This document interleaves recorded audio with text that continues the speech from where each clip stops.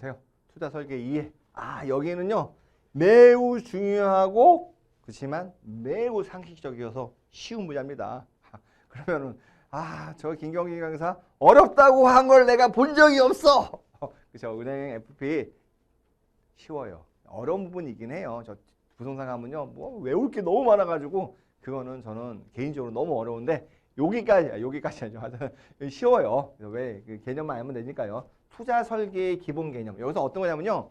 설계를 하는 거잖아요. FP가 파이낸셜 플래너예요. 그러니까 고객의 자산을 관리해 주는 거예요. 고객의 자산은 뭘 어떻게 관리하냐?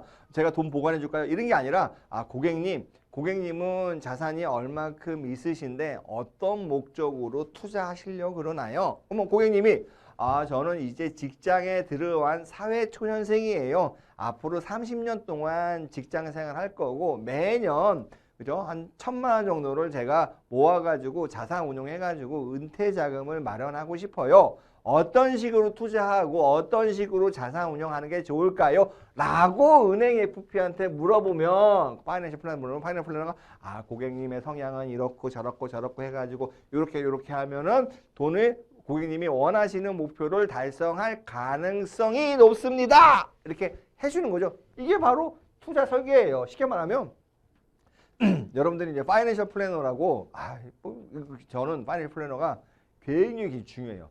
그러니까 개인을 상대로 이렇게 돈을 운용해 주는 사람은 파이낸셜 플래너. 그렇죠?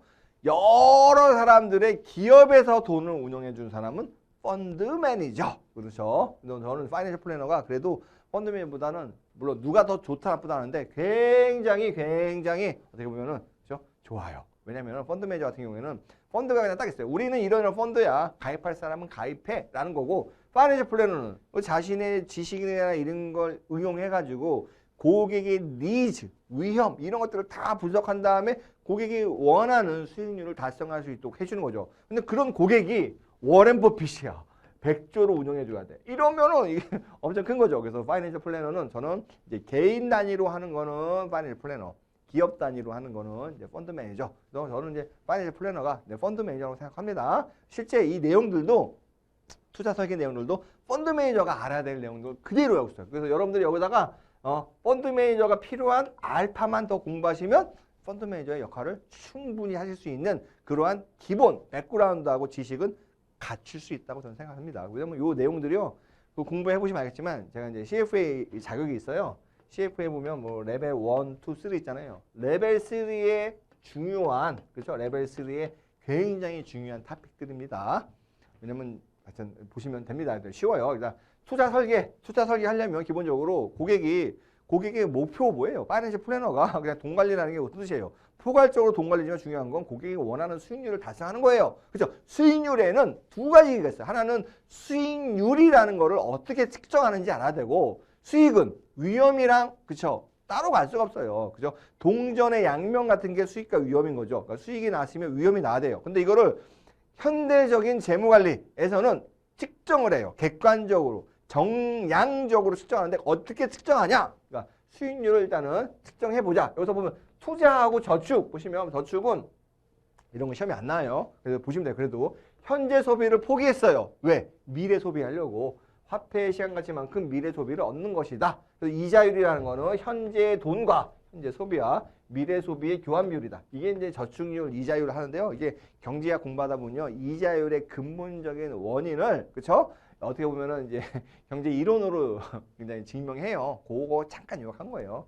투자는 저축과 차이가 있다면 위험을, 그쵸? 위험을 불확실, 이 수익이 불확실한데 이런 불확실함을 감수하고 내가 지금 소비를 포기하는 거다. 그래서 위험을 부담한다. 그래서 저축이란 건 은행에서 하기 때문에 일반적으로 굉장히 원금이 보장이 된다. 그냥 이런 느낌으로 가시면 되고 투자는 원금이 보장이 안 된다. 이런 느낌으로 가시면 돼요. 그러면 투자 수익률이 뭐가 있냐? 보유기간 수익률. 이건 홀딩 피어리어드 리턴이라고 하죠. 홀딩 피어리어드 리턴이라고도 얘기를 해요. 말 그러냐면 보유기간이 1년이 됐든 10년이 됐든 한 달이 됐든 내가 산 금액, 내가 팔은 금액 그 다음에 내가 산 금액으로 얼마. 그죠? 내가 주식을 샀으면 주식을 파는 금액이에요. 기말 금액이.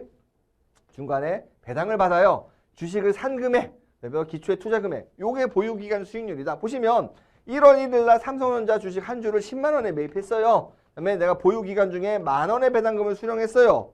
삼성전자 주식 한 주를 그죠? 10월 1일 날 13만 원에 매도했어요. 보유 기간은 뭐 한 9개월 됐죠? 이 9개월 동안 수익률이 얼마냐? 그렇죠? 13만 원에 팔았네. 그렇죠? 또 10,000원 받았네. 원금 10만 원이네. 4만 원 번 거잖아요. 10만 원 투자했네. 40%네. 이게 보유 기간이에요. 근데 보유 기간이 예를 들어 1년일 수도 2년일 수 있는데 이게 여러 번이라면 왜냐면 사고, 보유 기간은 사고, 팔고 요 한 기간을 우리가 보유 기간이라고 해요. 사고, 팔고, 또 팔고 또 사고, 팔고 여러 기간이야. 이 다기간은 어떻게 하느냐? 그죠? 이게 바로 이제 산술평균, 기하평균이에요. 산술평균은 너무 쉬워요. 기하평균 이 공식은 여러분 암기사항이고 이 문제는 계산 문제로 꼭 나와요. 그죠? 근데 우리는 실제 기하평균으로 해야 된다. 왜냐? 자, 보시면 기하평균 수익률은 이거예요. R이라는 게 첫 번째 기간의 수익률. 예를 들어 이렇게 기간이 쉽게 말하면 이게 연이라고 할게요. 연간. 그죠? 0, 1, 2, 3, 4. 요때 수익률, 요때 수익률, 요때 수익률이 있잖아요. 각각의 수익률을 더해가지고 4로 나누면 산술평균이고요. 기하평균은 각각의 수익률 1 플러스 수익률, 1 플러스 수익률 이걸 다 곱해가지고 N, 그래서 전체 기간의 4분의 1승으로 나누고 빼기 1 하면 기하평균 수익률이 나와요. 볼까요? 얘는 2014년 우리 교재에 있는 거예요. 기본서 교재에 있는 내용이고 2014년, 16년 있어요. 뭐 이렇게 막 금액이 있는데 중요한 건 보유기간 수익률이에요. 1년 동안 20%, 15%, 마이너스 20이에요. 요 그러면 3년 동안 기하평균 수익률이 어떻게 돼? 그죠? 예, 산술평균이라고 하죠. 산술평균. 20, 15, 그죠? 마이너스 20은 뺀 게 아니라 이거 마이너스니까 그런 거예요. 3으로 나누면 5%다. 기하평균은 1 플러스 20%, 1 플러스 15%, 1 플러스 네모를 해야 되는데 요 네모가 마이너스 20이 된 거죠. 마이너스 20% 하고 전체 기간 3년이잖아요. 3분의 1씩으로 나누고 빼기 되니까 3.35%다. 산술평균이 높아요? 기하평균이 높아요? 그렇죠? 산술평균이 높죠? 그래서 우리가요. 산술평균과 기하평균은요. 계산해보면 산술평균이 항상 예외가 없어요. 항상 기하평균보다 높거나 같다. 대표적으로 우리가 예제가 이런 예제들이 있어요. 자, 볼까요? 총 2년이에요. 제가 100만 원 투자했어요. 200만 원 벌었어요. 너 수익률 얼마니? 100%야. 돈 되게 많이 벌었네. 그래서 200만 원도 갖고 있는데 또 50만 원이 됐어요. 아니 100만 원이 돼. 100만 원이. 그럼 너 요때 기간 동안 수익률 얼마니? 200만 원이 100만 원 됐어. 마이너스 50%야. 산술평균은 어떻게 돼요? 100 마이너스 50? 그죠? 50% 나누기 2니까 산술평균 수익률은 25%예요. 기하평균은 1 플러스 100이잖아요. 100 그죠? 퍼센트 1, 마이너스 50이네. 마이너스 50 나누기 2분의 1, 그쵸? 빼기 1이죠? 그럼 얘는 2라는 숫자잖아요. 얘는요, 1 마이너스 0.5니까 0.5잖아요. 2 곱하기 0.5는 1이죠? 1에 2분의 1승 빼기 1이니까 0%. 연평균 수익률이 0%네, 기하평균. 그죠? 100원 투자에 100만 원 투자해서 100만 원 됐으니까 연평균 수익률이 0%죠. 이것처럼 연평균 수익률이 다 0%인 경우는 기하평균하고 산술평균이 일치해요. 그렇지 않은 경우는 항상 산술평균이 기하평균보다 높다라고 보시면 돼요. 왜 높냐? 이것들은 이제 중요해요.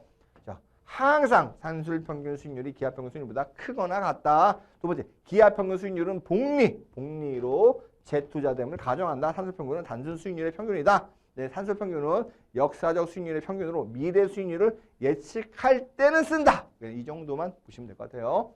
가중평균, 그죠? 여러분 좀 보면 평균을 구하는데 각각의 투자 비율이에요. 나는 주식하고 채권이 있네. 20, 10이네. 30%니까 나누기 2. 그래서 평균 수익 15%? 이러면 어떻게 보라죠? 쟤 바보구나 라는 얘기를 듣죠. 자, 투자 금액이 200억이에요. 200억 중에 주식에 대한 가중치, 채권에 대한 가중치를 계산해서 전체 내가 보유하고 있는 자산의 평균 수익률을 구하는 게 바로 가중평균 수익률이죠. 보시면 투자가 200억이에요. 주식은 200억 분의 150억, 4분의 3. 채권은 200억 분의 50억, 4분의 1. 이 내가 갖고 있는 전체 자산을 이제 포트폴리오라고 불러요. 여기에 대한 수익률 20% 곱하기 4분의 3, 10% 곱하기 4분의 1, 그러니까 17.5% 이렇게 되는 거죠. 그러면 보시면 포트폴리오다. 포트폴리오는 무엇이냐? 우리 또 뒤에서 배워요. 뭐냐면 자산의 집합을 포트폴리오라고 해요. 제가 삼성전자를 하나 갖고 있어요. 이거는 포트폴리오가 아니에요. 삼성전자 100개 갖고 있어요. 이건 포트폴리오가 아니에요. 근데 삼성전자 하나, 예를 들어 SK 하이닉스 하나, 이거 두 종목이잖아요. 이건 포트폴리오예요. 내가 갖고 있는 자산의 집합, 그렇죠? 이게 포트폴리오다. 포트폴리오의 수익률을 계산할 때는 여러 자산을 갖고 있잖아요. 그러니까 이 각각의 투자한 가중치로 수익률을 계산한다. 이거 계산할 줄 아셔야 됩니다. 왜? 계산하는 문제가 시험에 나오니까요. 자, 기대 수익률. 이거는 확률을 알면 돼요. 보실까요? 이거 어떻게 주식이에요. 호황일 때 호황이 될 확률이 20%고 그때 수익률이 20%예요. 불황 확률이 20%고 불황이 되면 그 해당 주식의 수익률이 0%로 기대하는 거예요. 그렇죠? 보통이 경제 상황이 보통일 때는 그 보통이 될 확률이 60%고 보통일 경우에 그 주식의 수익률이 10%를 기대해요. 그럼 이 주식의 미래 기대 수익률은 얼마냐? 그렇죠? 20% 호황일 때 그때 확률 수익률 20%. 불황일 때 20%. 그때 확률 그때 수익률 0%. 보통일 때 확률 60%. 그때 수익률 10%. 다 더하면 10%. 이게 바로 이 주식의 수익률에 대한 기대값이죠. 근데 얘는 문제가 뭐냐면 야, 앞으로 경기가 이렇게 좋을지 확률을 어떻게 알아? 주관적이죠. 그죠? 그럼 호황일 때 수익률이 이만큼일지 어떻게 알아? 굉장히 힘들어요. 그러니까 얘네들은 사실상 이론적으로만 존재하지 실무적으로는 쓸 수가 없다는 거죠. 그렇게 보시면 될 것 같습니다.